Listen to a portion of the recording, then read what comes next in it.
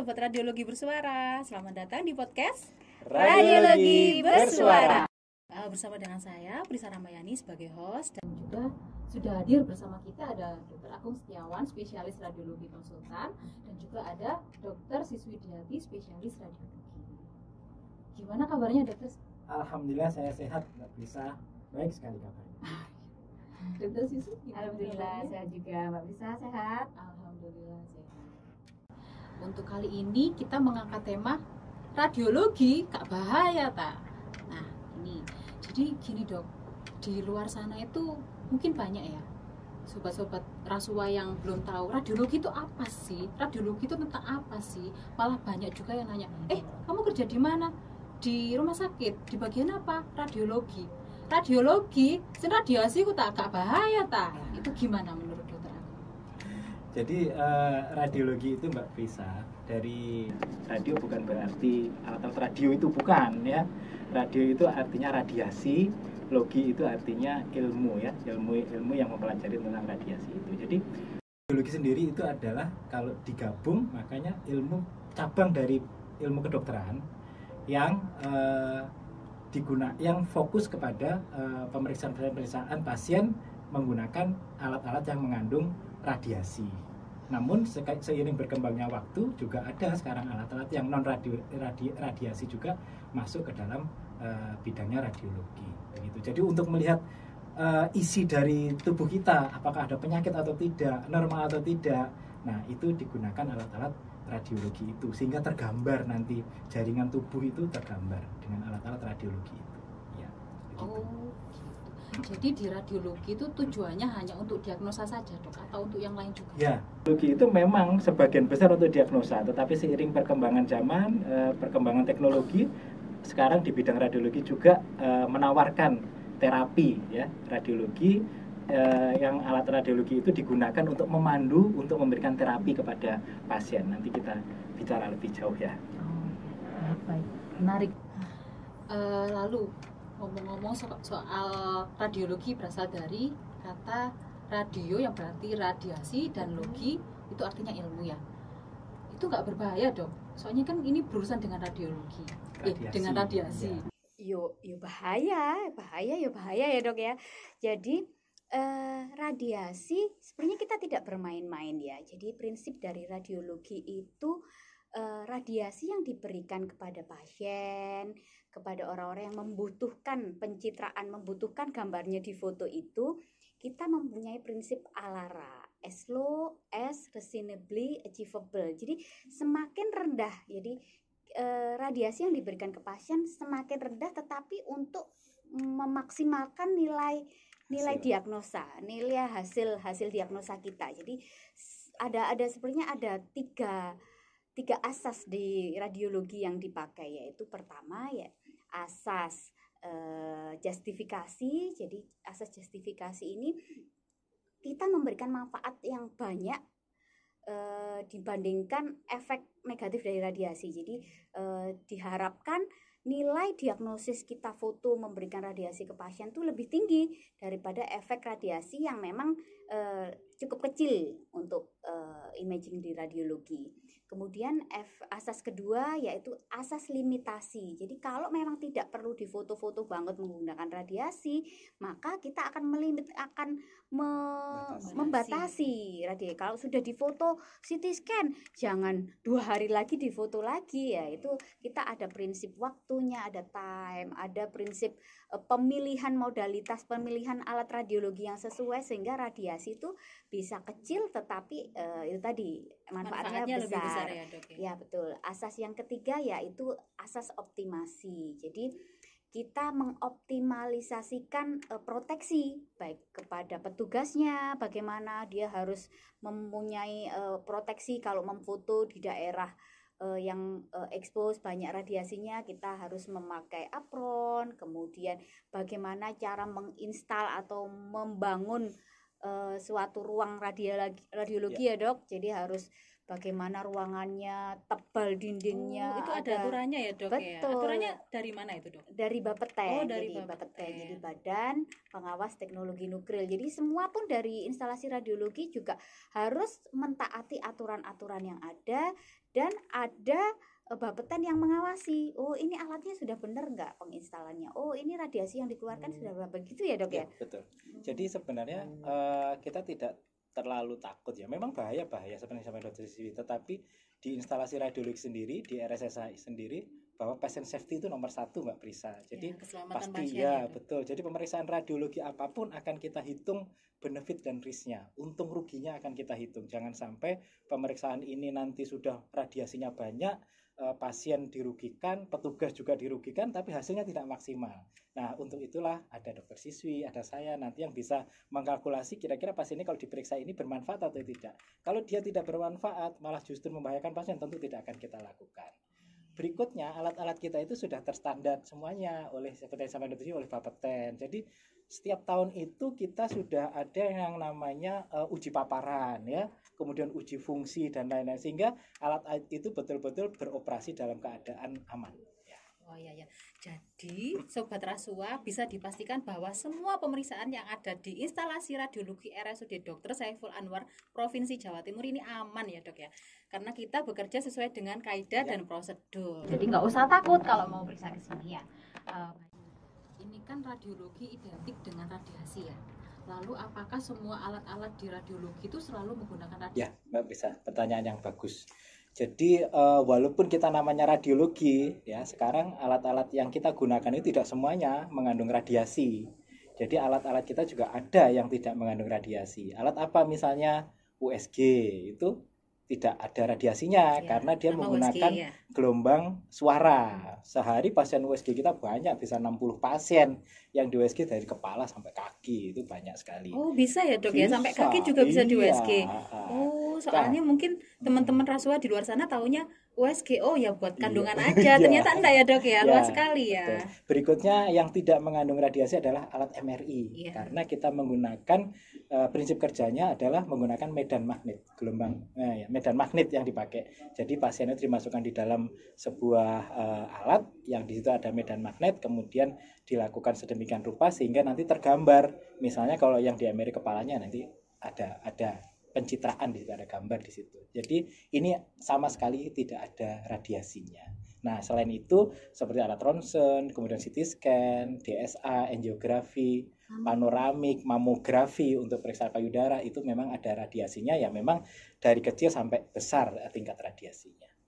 Oh gitu ya, bahkan magnet pun bisa ya dok ya untuk pemeriksaan di radiologi ya. Apalagi keren. Di RSSI ini MRI-nya alatnya canggih ya dok, 3 Tesla, jadi dengan medan magnet yang tinggi diharapkan jadi lebih glowing, lebih jelas untuk mencitrakan atau memfoto organ yang sesuai indikasi, jadi lebih bagus, paling bagus mungkin ya. Jadi untuk alat MRI kita itu paling canggih, Semalang Raya bahkan mungkin wilayah Jawa Timur ya, kita termasuk yang paling canggih MRI kita.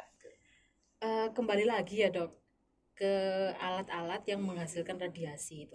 Tadi apa aja ya dok? Tadi Dr. Agung sudah sekilas ya. Jadi ada ronsen ya, X-ray, jadi konvensional radiografi atau yang kita sering dikenal sebagai ronsen kalau masyarakat awam ya, ronsen. Orang taunya mungkin radiologi, oh ronsen itu. Ya, gitu ronsen kan, karena itu suatu alat radiologi yang murah, gampang dipakai. Kita ngelamar pekerjaan aja aman. Foto ronsen ya, radiasinya kecil 0,000 sekian gitu Mbak Prisa. Jadi untuk lamar pekerjaan foto ronsen dada gitu, itu. Dan ronsen itu bisa dari atas sampai kaki, dari kepala sampai kaki, ronsen kepala, ronsen gigi kalau mau pakai behel, ronsen tangan, ronsen tulang belakang, ronsen kaki gitu. Kemudian alat yang kedua adalah mamografi. Mamografi juga prinsipnya seperti ronsen, seperti sinar X, jadi menghasilkan radiasi. Apa itu mamografi? Jadi yang difoto adalah payudara. Oh, payudara. Iya, Bisa ya difoto ya? Bisa. Jadi prinsipnya sama menggunakan sinar X, cuma payudara kita sedikit ditekan, kemudian dikompres gitu, ditekan, kemudian difoto di situ untuk melihat kelainan-kelainan, entah itu tumor, jinak atau ganas atau titik-titik bercak-bercak yang kita masih bingung. Calon tumor, benar, calon tumor. Ini ke arah ganas atau ke arah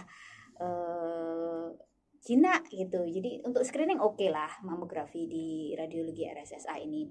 Kemudian yang menghasilkan radiasi fluoroskopi. Fluoroskopi itu sama prinsipnya seperti radiasi sinar X, cuma kita bisa seperti video gitu. Jadi misal yang difoto organ usus. Usus itu diwarnai, ada cairan yang masuk usus, kemudian kita bisa memantau perjalanannya. Perjalanannya. Canggih ya. Iya, jadi udah sampai usus kanan. Jadi kayak belok. di gitu nggak sih? Ya, betul. Kita bisa betul, kita bisa memantau lewat sinar X itu. Cairannya udah sampai kanan, sudah sampai kiri gitu. Atau dia ada sumbatan di situ, berarti ketahuan nanti di saluran-saluran itu. Betul, tidak hanya di usus, di kelenjar, di saluran air mata bisa, di saluran kencing bisa, saluran getah bening bisa gitu. Ada salurannya, kita periksa fluoroskopi itu. Kemudian berikutnya menggunakan sinar X yang keempat, CT scan ya Dok ya. CT scan tuh lebih canggih daripada ronsen itu tadi. Jadi kita juga sama, kepala, pundak, lutut kaki bisa ya. 3 dimensi Mbak, bisa CT scan. Bisa 3 dimensi. Jadi badan kita tuh kayak diiris-iris gitu loh. Ya, jadi kayak diiris, nanti kita melihat irisannya tipis begitu, sehingga kalaupun ada kelainan yang kecil itu sudah bisa kelihatan. Betul, lebih canggih ya. Lebih canggih, CT scan lebih canggih. Kemudian yang terakhir kelima ya Mbak beri saya. Kelima mungkin ya, yaitu DSA. Ini ahlinya, apalagi kita membawa ahlinya DSA. Jadi apa itu mungkin Dokter Agung tentang DSA ini? DSA itu sebuah mesin, kepanjangannya ya Digital Subtraction Angiography. Jadi alat ini itu sebenarnya didedikasikan untuk pemeriksaan pembuluh darah ya, angiografi. Kenapa namanya digital subtraksi? Jadi ketika kita mengekspos atau memfoto organ pasien itu, kadang-kadang kan kalau foto biasa masih kelihatan tulangnya, masih kelihatan ototnya dan jaringan lainnya. Nah, kalau di sini selain pembuluh darah itu disubstrak, ditekan, sehingga kita fokus untuk melihat pembuluh darahnya itu. Nah, yang mudah adalah kalau misalnya sering dipakai oleh teman-teman dokter jantung itu cath lab. Ya, sama dengan itu, dengan cath lab, kateterisasi. Kita memasukkan kateter kecil ke pembuluh darah, kemudian sampai ke target organ, kemudian kita gambar di foto seperti apa sih kondisi pembuluh darahnya, apakah ada kelainan atau tidak, begitu. Itu juga pembuluh darah semua ya Dok? Ya, pembuluh darah dari kepala sampai kaki kita bisa periksa. Oh iya. Kelihatannya kok agak rumit ya Dok ya. Saya jadi mikir ini gimana ya DSA ini ya. Itu perlu dilakukan di kamar operasi atau tidak Dok? Enggak, kalau DSA ya cuman di ruangan DSA itu. Memang ada meja semacam meja operasi, meja seperti kamar operasi, tapi kan itu hanya untuk pasien berbaring. Pasiennya tidak kita lakukan bius umum, juga tidak kita belek perutnya gitu, enggak. Jadi dalam keadaan masih melek sadar gitu betul, masih melek sadar, kita hanya bius lokal, hanya luka seujung jarum itu aja. Kita luka seujung jarum, kemudian kateter yang kecil itu kita masukkan lewat pembuluh darah, kemudian kita pandu sampai ke organ yang kita inginkan, kemudian kita gambar, sehingga kita bisa tahu pasti kelainannya ada di mana. Luar biasa ya, cuma sebesar jarum bisa kelihatan semua ya Dok ya. Minimal invasif ya, kalau istilahnya kalau gitu. di dunia luar minimal invasif biasanya. Minimal invasif itu berarti minimal ya, luka atau ya minimal luka, betul ya, minimal luka ya. Gitu. Baik. Ngomong-ngomong, ini kan rumah sakit kita rumah sakit tipe A ya. 1 dari 3 rumah sakit di Jawa Timur yang mempunyai predikat tipe A. Otomatis kan alatnya itu harusnya lebih lengkap dan lebih superior dibanding rumah sakit lain. Ini kira-kira di radiologi apa saja sih alat-alat yang kita miliki yang mungkin tidak semua rumah sakit punya? Dokter siapa saya? Dokter Agung aja. Saya jawab ya. Sebagai kepala instalasi soalnya. Jadi alat-alat kita memang termasuk yang high end ya. yang canggih. Karena apa?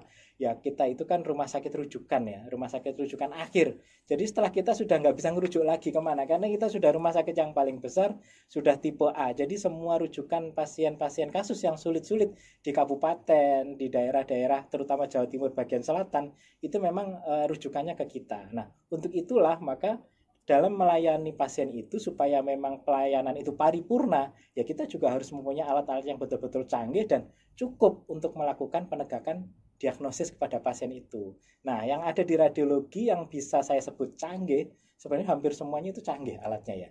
Ronsen biasa pun kita itu canggih ronsen kita. Ya, karena ronsen kita itu bisa yang saya bilang whole spine. Jadi kalau ronsen biasa itu tulang belakang hanya dipotong-potong, cuman tulang belakang leher, dada, atau tulang belakang bawah gitu. Kalau kita bisa dari leher sampai ke bawah itu bisa dalam satu kali foto. Itu cukup canggih, tidak semua rumah sakit punya itu. Berikutnya CT scan kita. CT scan kita itu punya 128 slice. Jumlah slice yang disebutkan itu berarti menunjukkan semakin banyak slice-nya maka semakin bagus hasil image yang didapatkan, sehingga bisa menggambarkan kelainan lebih detail lagi. Berikutnya kita punya MRI. MRI kita itu 3 Tesla. Kalau MRI di Malang ini mungkin 1 Tesla atau 1,5 Tesla. Kita 2 kali lipatnya, 3 Tesla. Dan itu artinya gambar yang dihasilkan juga akan jauh lebih detail, lebih bagus. Dan pemeriksaannya pasien jauh lebih cepat.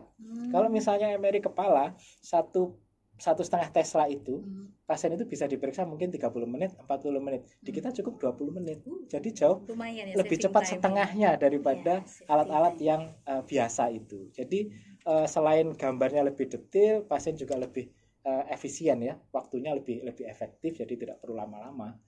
Selain itu juga seperti yang saya sampaikan tadi, DSA kita juga cukup canggih. Kita bisa melakukan pencitraan, penggambaran terutama untuk pembuluh darah. Bisa juga untuk terapi sebenarnya itu. Bisa untuk terapi juga. Jadi double ya, Dok ya. Betul. Berarti combo. Ya, combo. Ya.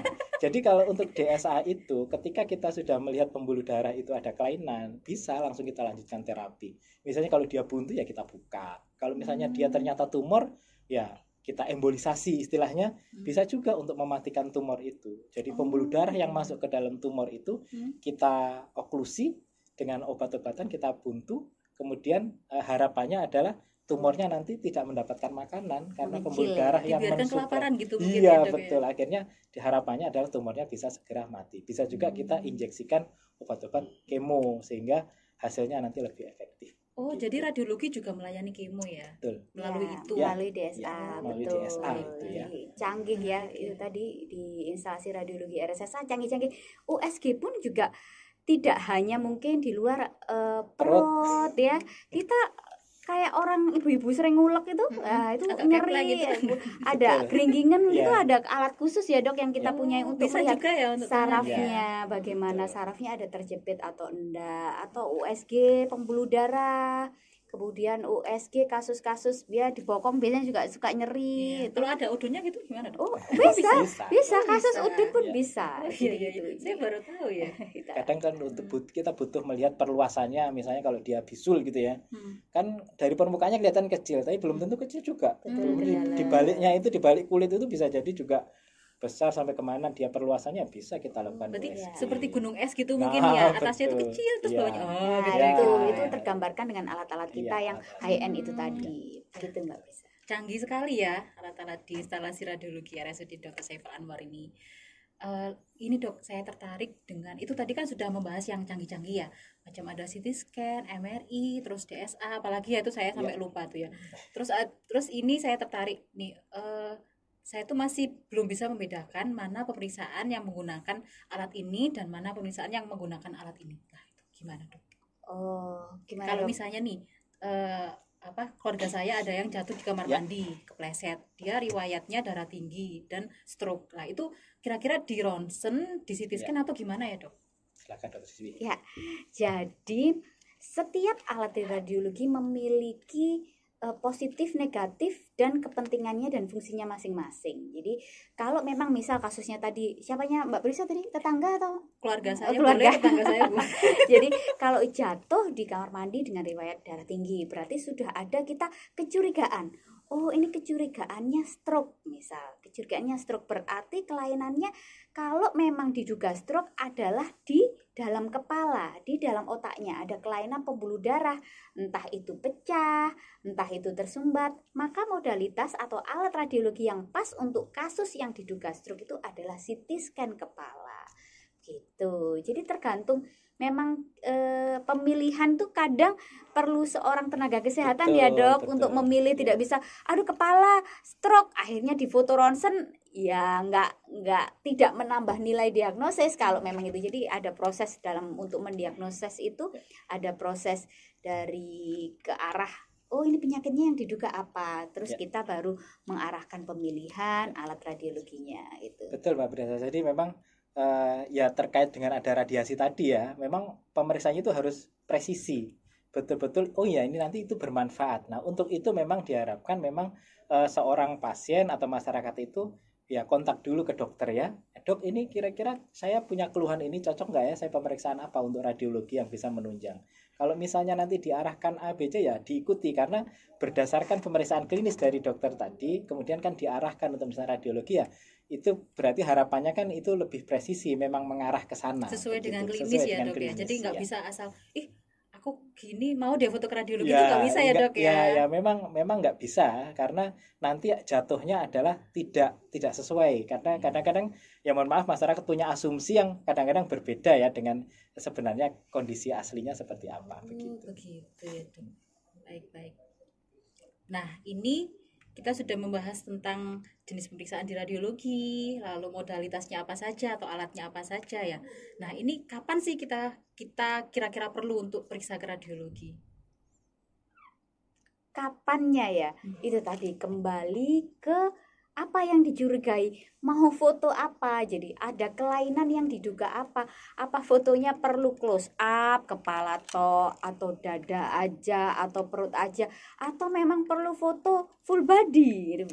Jadi itu tadi biasanya radiologi adalah instalasi penunjang ya dok. Jadi ada instalasi menunjang, ada instalasi utama yang memang bertemu dengan pasien, kemudian kalau menunjang diagnosa, sehingga biasanya kita rujukan dari poli THT, poli mata, poli anak, poli IPD gitu. Jadi sudah ada pasien bertemu dulu dengan dokter keluarganya, harus atau konsul dulu ya dok, nggak bisa ujuk-ujuk ke radiologi gitu, nggak bisa ya kebanyakan begitu ya pasien kita ya. Khawatirnya kalau datang ke radiologi langsung nanti kemudian memaksa saya mau CT scan misalnya, belum tentu nanti juga itu bermanfaat untuk yang terkait dengan penyakitnya yang bersangkutan ya.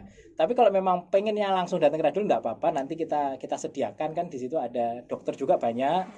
Nanti kita bisa konsultasi dengan dokter, dok kira-kira saya punya keluhan ini, apa kira-kira yang bisa mendeteksi penyakit saya, pemeriksaan apa sih yang aman dan kira-kira itu bermanfaat untuk saya begitu. Kalau misalnya keberatan ya ke klinik, tetapi memang tetap kita anjurkan sebaiknya ketemu ke klinik dulu, ke dokter keluarganya dulu ya, supaya memang nanti lebih terarah begitu untuk pemeriksaan radiologinya, karena semuanya kan harus diperiksa dulu secara klinis ya, keluhannya apa, kemudian kalau memang diperlukan radiologi baru nanti diarahkan ke radiologi. Wah, obrolan kita ini semakin panas kayaknya dok. Haus ya. Monggo, silakan diminum. Silakan dokter Siswi, diminum dokter Siswi.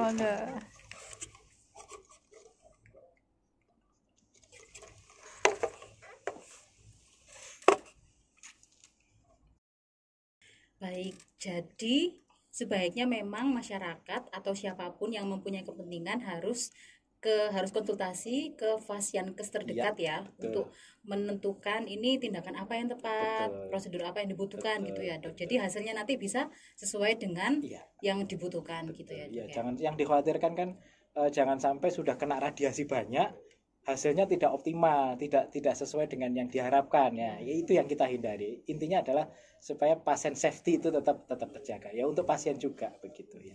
Atau malah nanti bisa dikatakan lebay ya dok, misalnya ada yang mbak aku ada bisul nih, aku MRI boleh nggak gitu kan, berlebihan sekali ya, itu memang betul bisul itu memang bisa di MRI, tetapi apa ya memang harus di MRI begitu, nah yang seperti itulah ya.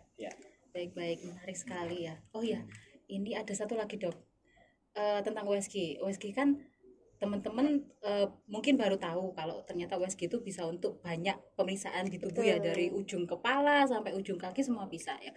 Nah, untuk USG itu bisa menggantikan ronsen nggak, Dok? Menggantikan tidak bisa. Karena kalau ronsen kan menghasilkan radiasi, Betul. kalau USG itu kan non radiasi gitu. Betul. Gimana? Menggantikan tidak bisa, tetapi kalau saling melengkapi mungkin iya. Jadi misal kalau mamografi tadi kan biasanya juga seperti ronsen ya, itu melengkapi pemeriksaan USG yang harusnya dalam mamografi kita tidak bisa. Oh ini benjolannya isinya cairan atau benjolannya isinya padat daging gitu, seperti bakso gitu.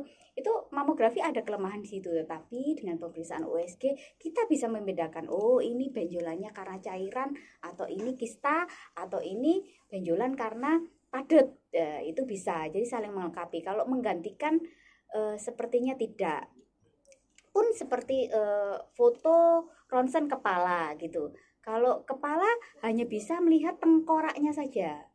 Tapi kita tidak bisa melihat dalamnya, betul. Tetapi kalau USG, pada kasus-kasus USG kepala itu yang bisa bayi, Mbak, karena persisnya itu tadi gelombang suara dia tidak bisa menembus yang padat-padat gini, yang tulang. Jadi hanya untuk yang lunak-lunak saja ya. Betul. Jadi kalau pada USG kepala dikhususkan untuk bayi yang maksimal usia 18 bulan, 1,5 tahun. Kenapa?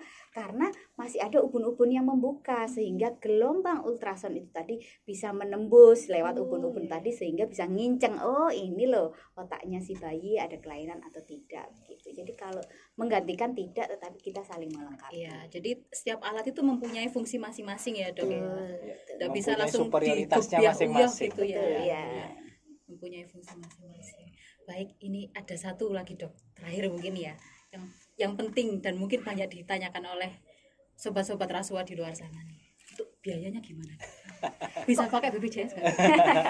Ya, kalau pertanyaannya bisa pakai BPJS, bisa ya. Jadi di instalasi radiologi di RSSA kebijakan dari Bapak Direktur ya, bahwa pasien BPJS semua bisa dilayani di sini asalkan memang mengikuti aturan dari BPJS ya. Misalnya dia datang dari fasian ke-1, kemudian fasian ke-2, kemudian memang dirujuk untuk pemeriksaan oleh dokternya ya, dengan surat-surat yang sudah disarankan BPJS dilampirkan di situ, dan tentu dia harus menjadi peserta yang aktif ya, bisa datang ke radiologi nanti ya tanpa dipungut biaya, karena memang yang bersangkutan adalah peserta BPJS. Pun dengan sistem jaminan yang lain, asuransi yang lain pun bisa dilayani di radiologi, sepanjang memang aturan yang ditetapkan oleh pihak asuransi itu ditetapi oleh si pasien, tetap bisa kita layani. Enggak selalu, kalau MRI enggak bisa, biasanya BPJS ronsen aja, enggak gitu ya, Dok? Enggak, nah gitu.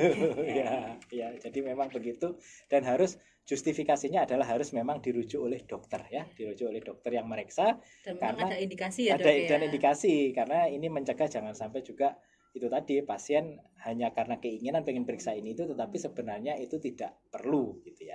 Gitu, baik. Dok, sebelum kita tutup mungkin Dokter Agung ada pesan-pesan yang mau disampaikan untuk sobat radiologi bersuara. Radiologi gak bahaya ta? Ya, terima kasih Mbak Prisa.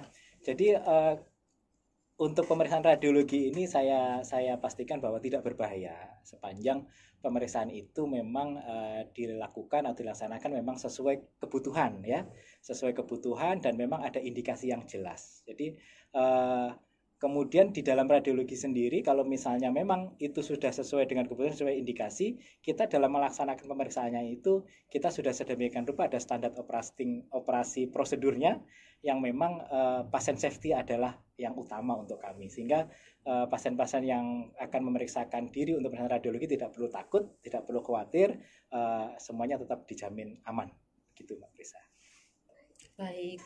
Informatif sekali ya podcast kita kali ini, terutama untuk teman-teman di luar sana atau sobat-sobat Rasuah di luar sana yang masih bertanya-tanya radiologi itu apa sih? Pemeriksaannya itu apa saja? Apalagi kalau ada yang bertanya radiologi gak bahaya? Jawabannya adalah tidak berbahaya sama sekali, karena kita di instalasi radiologi RSUD Dr. Saiful Anwar Provinsi Jawa Timur ini bekerja sesuai dengan SOP, sesuai dengan kaidah, dan bahkan sesuai dengan aturan yang telah ditetapkan oleh Badan Pengawas Tenaga Nuklir atau kita sebut dengan Bapeten. Begitu ya. Ya. Demikian podcast kita kali ini. Terima kasih untuk waktunya Dr. Agung, Dr. Siswi. Sama-sama. Semoga lain waktu kita bisa bertemu lagi ya. Insya Allah. Oke. Mungkin sebelum closing, Dokter Agung atau Dokter Siswi ada pantun atau? Dokter Siswi aja kalau berpantun. Cakep. Oh, belum ya? Saya ngerpek ya pantunnya. Kalau ada sumur di ladang, boleh kita menumpang mandi. Cakep. Kalau ada umur yang panjang, bolehlah kita podcast lagi. Cakep. Saya juga mau nih Dok, pantun Dok. Silakan, Mbak Prisa. Oke, saya juga ngerpek ya. Jerawat menahun gak pergi-pergi. Cakep. Periksa apapun bisa di radiologi. Asik. Ada satu lagi nih. Baca buku biologi lalu pergi ke Cikini. Jangan takut ke radiologi karena ada kita di sini. Yeay. Sampai berjumpa lagi.